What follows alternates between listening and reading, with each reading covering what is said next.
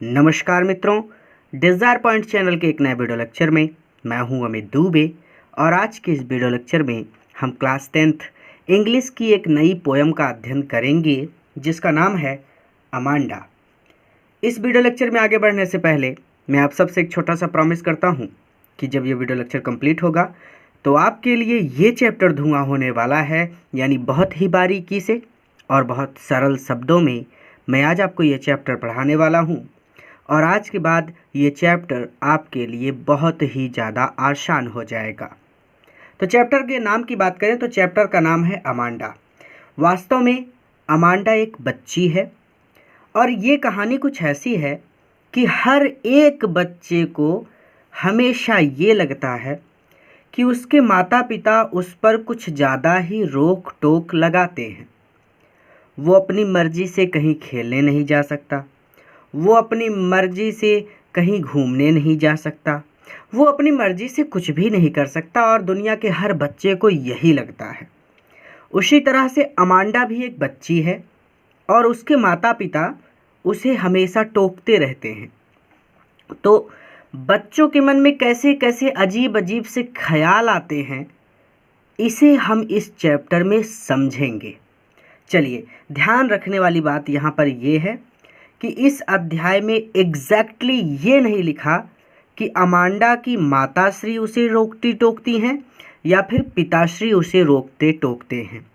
तो अगर आपके अध्यापक इसको ऐसे पढ़ाते हैं कि अमांडा की माता उसे रोकती है तो भी सही है, और अगर आपके अध्यापक इसको ऐसे पढ़ाते हैं कि अमांडा के पिता उसको रोकते हैं तो भी सही है, और अगर आपके अध्यापक इसको ऐसे पढ़ाते हैं कि अमांडा के माता पिता उसे रोकते हैं तो भी सही है। ठीक है, क्योंकि बच्चों को यही डाउट रहता है कि आखिर रोक कौन रहा है, ये चीज़ क्लियर नहीं हो पाती उनकी, तो मैंने ये क्लियर कर दिया। ठीक है, आप जिससे चाहें उससे मान सकते हैं, चाहे माता से मान लीजिए, चाहे पिता से मान लीजिए, चाहे दोनों से मान लीजिए। मैं माता से मान कर पढ़ाऊँगा क्योंकि ज़्यादातर माताएँ ही बच्चों पर रोक टोक लगाती हैं। ठीक है, तो चैप्टर यहाँ से स्टार्ट होता है।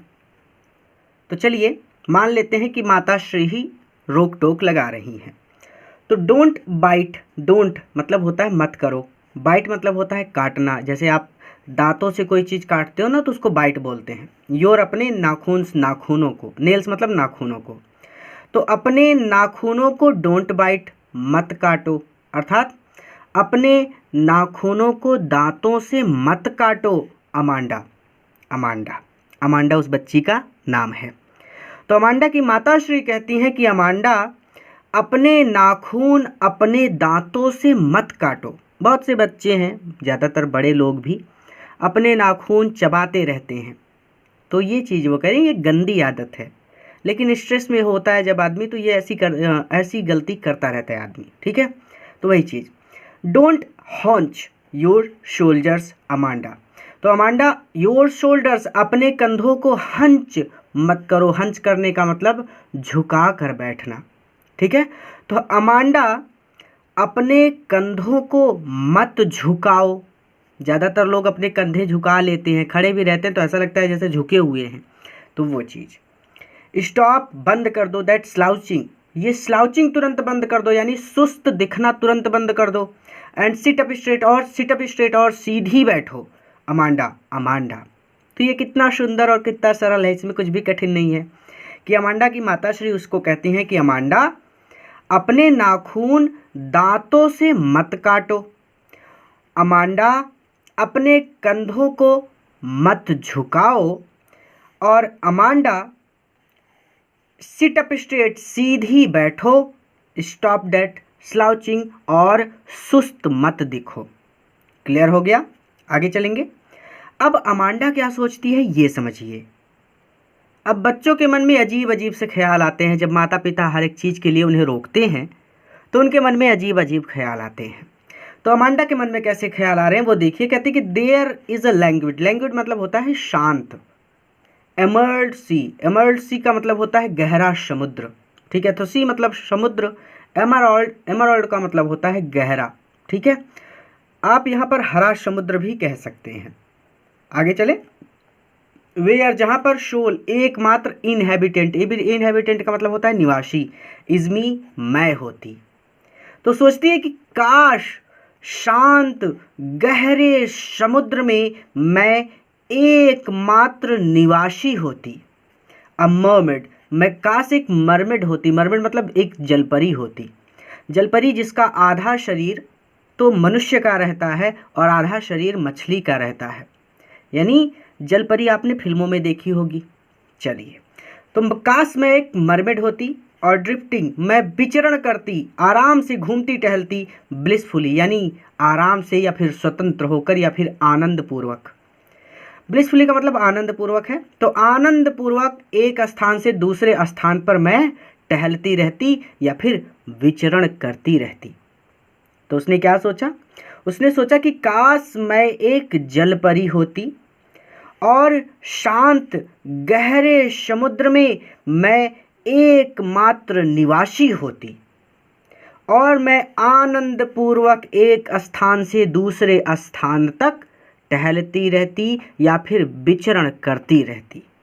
घूमना भी कह सकते हैं, ज़्यादा शुद्ध हिंदी ना बोल पाए तो आप कह सकते हैं कि घूमती रहती। इसमें कुछ भी कठिन नहीं है। लैंग्विड का मतलब होता है शांत। एमराल्ड सी का मतलब होता है गहरा समुद्र या फिर हरा समुद्र। शोल मतलब एकमात्र, इनहेबिटेंट मतलब होता है निवासी, इज़मी यानी मैं होती। मरमेड मतलब जलपरी। ड्रिफ्टिंग मतलब टहलना, घूमना या फिर विचरण करना। ब्लिसफुली मतलब स्वतंत्रता पूर्वक। तो अमांडा सोचती है कि काश मैं एक जलपरी होती और शांत गहरे समुद्र में मैं एकमात्र निवासी होती और मैं स्वतंत्रता पूर्वक एक स्थान से दूसरे स्थान तक विचरण करती रहती या फिर घूमती रहती। आगे चलें। ब्लिसफुली का मतलब होता है आनंद पूर्वक। मैंने शायद स्वतंत्रता पूर्वक कह दिया, तो स्वतंत्रता भी कह सकते हैं क्योंकि वहाँ पे उसके माता पिता नहीं होते जब वो एकमात्र निवासी होती। लेकिन आप इसको आनंद पूर्वक ही पढ़िए, ठीक है, ताकि आप भटके ना। तो मैं आनंद पूर्वक ड्रिफ्ट करती रहती, मैं आनंद पूर्वक विचरण करती रहती। आगे चलें। ऐसे भी पढ़ सकते हैं कि आनंद पूर्वक घूमती रहती, जैसा याद हो जाए। आगे देखिए। चलिए अब देखते हैं कि उसकी माता श्री आगे उस पर कौन कौन सी रोक टोक लगाती हैं। तो वह कहती है कि डिड यू फिनिश, क्या तुमने फिनिश कर लिया, क्या तुमने पूरा कर लिया। योर होमवर्क, अपना गृह कार्य। होमवर्क मतलब गृह कार्य, तो होमवर्क को होमवर्क पढ़ेंगे क्योंकि सबको पता है कि होमवर्क मतलब गृह कार्य होता है। तो क्या तुमने अपना गृह कार्य पूरा कर लिया अमांडा, ठीक है। तो अमांडा, क्या तुमने अपना गृह कार्य या फिर अपना होमवर्क पूरा कर लिया। डिड यू टिडी, क्या तुमने टिडी किया, क्या तुमने साफ किया योर रूम, अपना कमरा। क्या तुमने अपना कमरा साफ किया। टिडी का मतलब होता है साफ करना और व्यवस्थित करना, ठीक है। तो क्या तुमने अपना कमरा साफ किया अमांडा। आई थॉट, मुझे लगता है, आई टोल्ड यू, मैंने तुमसे कहा था। आई मतलब मैंने, टोल्ड मतलब कहा था, यू मतलब तुमसे, टू क्लीन साफ करने के लिए, योर शूज़ तुम्हारे जूतों को। मुझे लगता है कि मैंने तुमसे तुम्हारे जूतों को साफ करने के लिए कहा था अमांडा, ठीक है। तो कितना सुंदर है, बहुत ज़्यादा सरल है कि अमांडा, क्या तुमने अपना होमवर्क पूरा कर लिया। अमांडा, क्या तुमने अपना कमरा साफ कर लिया। अमांडा, मुझे लगता है कि मैंने तुमसे तुम्हारे जूतों को साफ करने के लिए कहा था। अब इतना सुनने के बाद बच्ची के मन में क्या बातें आती है वो देखिए। वो कहती है कि I am N orphan, orphan मतलब होता है अनाथ। तो वो कहती है कि इतना ज़्यादा मेरी मम्मी पापा इतना परेशान करते हैं हमको, काश मैं एक अनाथ होती। आई एम एन ऑर्फन, काश मैं एक अनाथ होती। रोमिंग और भटकती रहती द स्ट्रीट, गलियों में, और मैं गलियों में आराम से भटकती रहती, अर्थात वो सोचती है कि काश मैं गलियों में भटकने वाली एक अनाथ लड़की होती, ठीक है। आई पैटर्न, मैं पैटर्न करती, मैं पैटर्न बनाती, अर्थात मैं आकृति बनाती। सॉफ्ट डस्ट, सॉफ्ट डस्ट पर, सॉफ्ट मतलब कोमल, डस्ट मतलब धूल पर, तो कोमल धूल पर, विथ माई मेरे हर्षिड बेयर फीट। बेयर फीट का मतलब होता है नंगे पैर। हर्षिड मतलब शांत, अपने शांत और नंगे पैरों से मैं कोमल धूल पर आकृतियां बनाती। अब कहने का मतलब ये है कि जब आप बेयर फीट चलते हैं, जब आप नंगे पैर चलते हैं ना, तो आप दबे पाँव चलते हैं, आप एकदम शांति से चलते हैं। वहीं पर जब आप जूते पहन लेते हैं तो आपके पैरों से खट खट की आवाज़ आती है। तो जो गलियों में भटकने वाले अनाथ बच्चे होते हैं ना, वो ज़्यादातर नंगे पैर ही चलते हैं, क्योंकि उनके पास तो जूते भी नहीं होते। और नंगे पैर चलने वाले लोग बहुत दबे पाँव चलते हैं, अर्थात शांति से चलते हैं। ठीक है, चलिए। तो मैं अपने शांत और नंगे पैरों से कोमल धूल पर आकृति बनाती। द साइलेंस, जो साइलेंस है, जो चुप्पी है, जो खामोशी है, इस गोल्डन, वो गोल्डन है, वो सुनहरी है। सुनहरी मतलब जो सोना है वो बहुत कीमती है। तो इसको ऐसे भी पढ़ सकते हैं कि खामोशी सुनहरी है, या फिर ऐसे भी पढ़ सकते हैं खामोशी बहुत अधिक मूल्यवान है, या फिर बहुत कीमती है। द फ्रीडम, और जो स्वतंत्रता है, इज स्वीट, वो स्वीट है। जब आप मिठाई खाते हैं तो बहुत अच्छा लगता है ना, एकदम वही चीज़।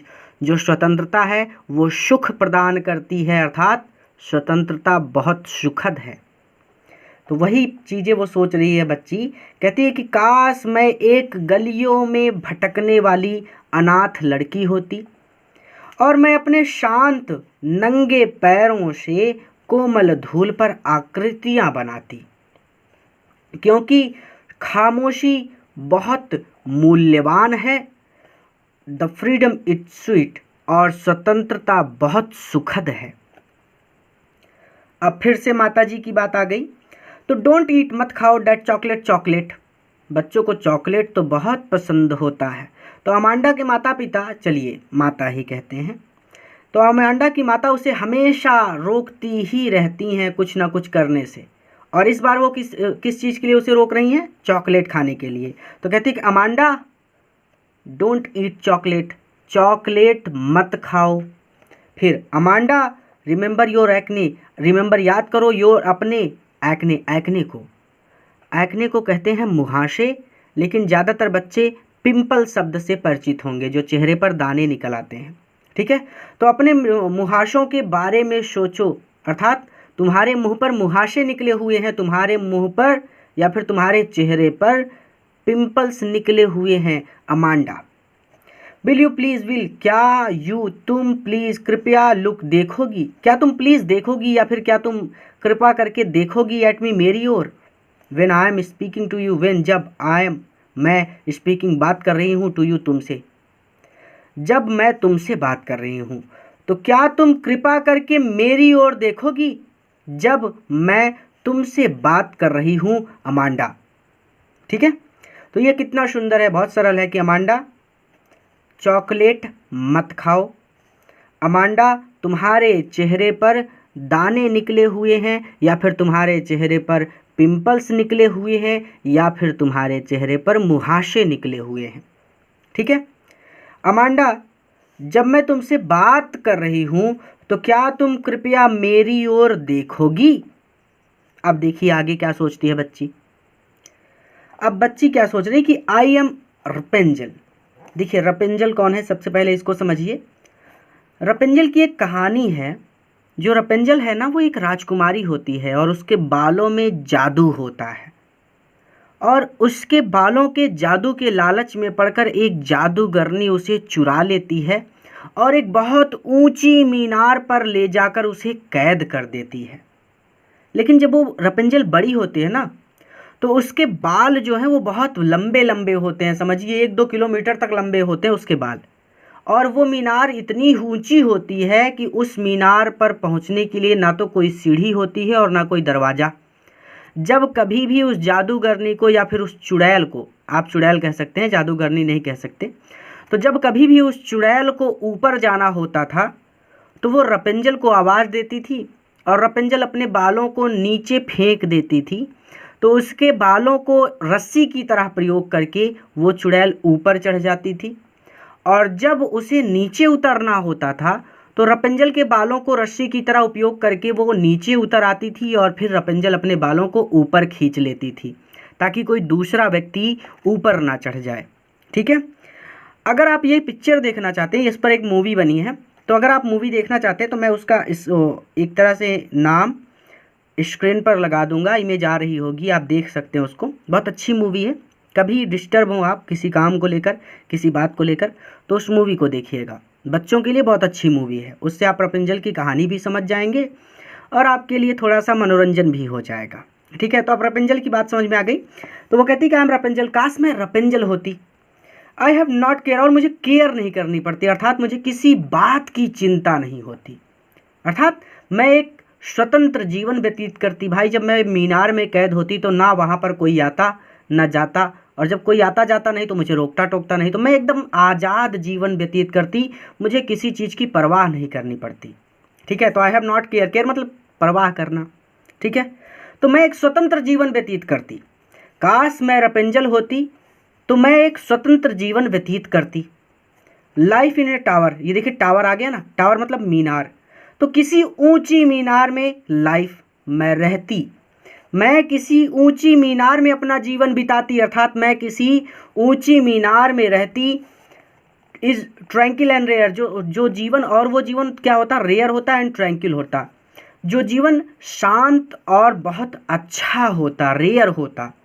देखिए रेयर इसलिए यहाँ पर लिखा गया क्योंकि बहुत कम लोग होंगे दुनिया में जो अपने जीवन से खुश हैं। हर कोई किसी न किसी बात को लेकर परेशान है, तो इसीलिए वो कहती है कि मेरा जीवन बहुत अच्छा होता, मेरा जीवन रेयर होता, क्योंकि मैं खुश होती वहाँ पर।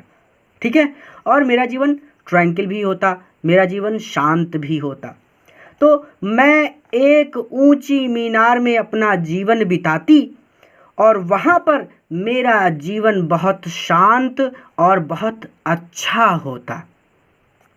आई सर्टेनली, आई सर्टेनली मतलब निश्चित रूप से, मैं निश्चित रूप से नेवर लेट डाउन, कभी भी नीचे नहीं फेंकती, माई मेरे ब्राइट चमकीले हेयर बालों को, और मैं निश्चित रूप से अपने चमकीले बालों को कभी भी नीचे नहीं फेंकती, अर्थात मैं अपने चमकीले बालों को कभी भी नीचे नहीं लटकाती, यानी मैं किसी को भी अपनी मीनार में नहीं आने देती, क्योंकि मीनार में आने और जाने का केवल एक ही साधन है। अगर वो अपने बाल लटकाएगी तो आप उसके बालों को पकड़कर रस्सी की तरह प्रयोग करके ऊपर चढ़ सकते हैं, मीनार पर पहुंच जाएंगे। और अगर वो अपने बाल नीचे लटका देगी तो आप उसके बालों का ही प्रयोग करके आप उस मीनार से, ऊंची मीनार से नीचे उतर सकते हैं, नहीं तो आप ऊपर नीचे कहीं पर भी आ जा नहीं सकते। तो वही वो कह रही है कि मैं निश्चित रूप से अपने चमकीले बालों को कभी भी नीचे नहीं उतारती, अर्थात मैं निश्चित रूप से अपने चमकीले बालों को कभी भी नीचे नहीं लटकाती और किसी को भी अपनी मीनार में नहीं आने देती। तो काश मैं रापुंज़ल होती तो मैं एक स्वतंत्र जीवन व्यतीत करती, अर्थात तब मुझे किसी बात की चिंता नहीं होती। मेरा जीवन एक टावर में बीतता, अर्थात मैं किसी ऊंची मीनार में रहती और वहाँ पर मेरा जीवन बहुत अच्छा और बहुत शांत होता, और मैं निश्चित रूप से अपने चमकीले बालों को कभी भी नीचे नहीं लटकाती, अर्थात मैं कभी भी किसी को भी अपनी मीनार में नहीं आने देती। अब ये आखिरी पंक्तियां हैं, इनको समझिए। अब उसकी माता जी देखती हैं कि ये तो हमेशा कुछ न कुछ सोचती ही रहती है, कहीं ये मछली बनने के बारे में सोच रही है, कहीं ये अनाथ बनने के बारे में सोच रही है, तो कहीं ये रापुंज़ल बनने के बारे में सोच रही है। हालांकि ये बातें वो अपनी माँ को नहीं बता रही, लेकिन उसकी माता को उसके चेहरे को देखकर ये तो पता चल ही जाता है कि बच्चा कब उदास है और कब खुश है। तो वही बात उसके लिए भी उसकी माँ उसको डांटती है, कहती कि अमांडा स्टॉप, बंद कर दो दैट शल्किंग को, इस दुखी मूड में रहने को एट वंस, तुरंत। अमांडा दुखी मूड में रहना तुरंत बंद कर दो, अर्थात खुश रहा करो, हमेशा उदास काहे रहती हो। अमांडा यू आर ऑलवेज, तुम हमेशा शो मूडी, हमेशा मूडी रहती हो। अमांडा तुम हमेशा मूडी रहती हो, मूडी मतलब हमेशा खराब मूड में रहती हो, अर्थात तुम हमेशा दुखी रहती हो। एनीवन, कोई भी वुड थिंक, यही सोचेगा, दैट की आई नैग्ड एट यू, कि मैंने तुम्हें नैग्ड किया है, कि मैंने तुम्हें परेशान किया है या फिर मैंने तुम्हें डांटा है। तुम्हें देखकर कोई भी यही सोचेगा कि मैंने तुम्हें डांटा है। अमांडा नैग्ड का मतलब होता है परेशान करना। माता पिता जब डांटते हैं तो एक तरह से परेशान ही करते ना हो, ठीक है, चलिए ये आखिरी पंक्ति है, समझ लीजिए फिर से कि Amanda stop that sulking at once, तुरंत दुखी मूड में रहना बंद कर दो। अमांडा तुम हमेशा उदास रहती हो या फिर हमेशा खराब मूड में रहती हो। तुम्हें देखकर कोई भी यही सोचेगा कि मैंने तुम्हें परेशान किया है या फिर मैंने तुम्हें डांटा है। अमांडा, ठीक है, तो अमांडा तुम्हें देखकर कोई भी यही सोचेगा कि मैंने तुम्हें डांटा है। लेखक हैं रॉबिन क्लेन। तो ज़रा मुझे बताइए कि जब आपके माता पिता आपको डांटते हैं कोई काम करने के लिए तो आप क्या सोचते हैं बनने के लिए, ठीक है। और हाँ, मुझे ये भी बताइए कि आपने इस चैप्टर से क्या सीखा, क्योंकि बहुत हास्यप्रद कहानी है ये, अपने आप में एक हास्यप्रद कविता है। तो मुझे उम्मीद है कि आपने कुछ ना कुछ अच्छा सीखा होगा इस कविता से। और अगर कुछ नहीं सीखा तो नीचे कमेंट बॉक्स में जाइए, किसी न किसी बच्चे ने बहुत प्यारा सा कमेंट किया होगा जिससे आपकी हंसी नहीं रुकेगी और साथ ही साथ आपको एक बहुत बड़ी सीख मिलेगी, ठीक है। तो मुझे ज़रूर बताइएगा कि आप क्या बनना चाहते हैं जब आपके माता पिता आपको डांटते हैं। पूरा वीडियो देखने के लिए धन्यवाद। इस वीडियो को अपने मित्रों के साथ ज़रूर शेयर कीजिए ताकि वो भी इससे लाभ ले सकें और हमारे साथ जुड़कर वो इसी तरह से अध्ययन कर सकें। लाइव क्लासेस के साथ मैं बहुत जल्द आपसे लाइव मिलूँगा और हाँ, बहुत सारी नई चीज़ें आपके लिए बहुत जल्द लेकर मैं आ रहा हूँ। पूरा वीडियो देखने के लिए धन्यवाद। किसी नए वीडियो लेक्चर में किसी नए चैप्टर के साथ फिर से मुलाकात करते हैं।